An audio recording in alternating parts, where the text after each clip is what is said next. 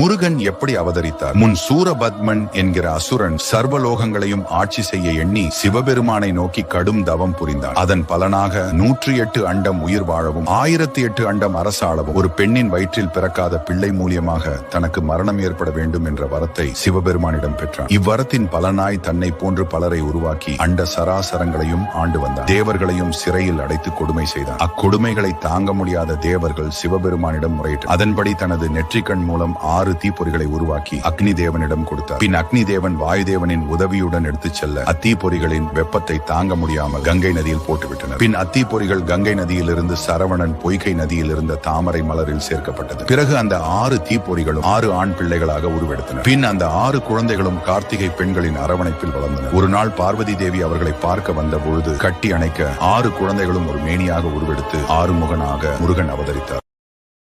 Download ShareChat.